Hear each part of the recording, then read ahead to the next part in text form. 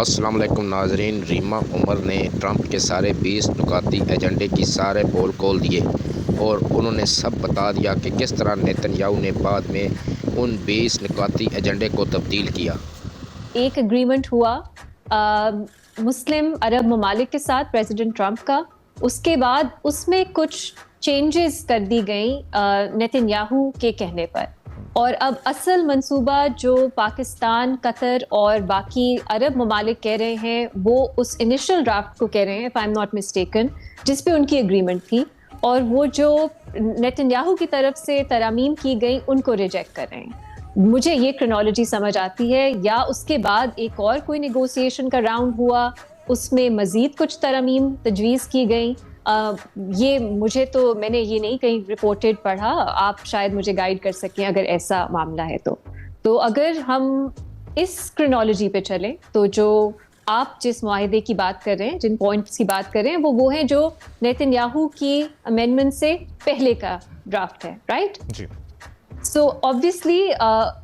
Exactly اس draft پہ تو میرا خیال ہے جانا مشکل ہے، اب آگے ترامیم ہو گئی ہیں، وہ پریزیڈنٹ ٹرمپ نے اناؤنس بھی کر دی ہیں، لیکن جیسے ہم نے کل بات کی اور میرا یہ ماننا ہے کہ جو جنگ ہے وہ ختم ہونی چاہیے، سیز فائر ہونا چاہیے، جن لوگوں کی ہر روز سینکڑوں لوگوں کی جان جا رہی ہے وہ رکنی چاہیے، اس کے لیے جو بھی ہو سکے وہ کرنا چاہیے ایز اے فرسٹ اسٹیپ۔ کچھ مہینے بعد سچویشن اتنی ایگریویٹ ہو جائے گی کہ جو لوگ بچ گئے ہیں پتہ نہیں ان کے لائف سپینز کتنے رہ جائیں گے غزہ میں۔ تو یہ ایک معاملہ بہت ایکسٹریم ارجنسی کی طرف ہمیں مطلب پش کرتا ہے، تو کچھ نہ کچھ اگریمنٹ تو ہونا چاہیے، لیکن مجھے ایسا یہ میرا ماننا ہے کہ بہت سی ایسی چینجز دنیا میں آئی ہیں،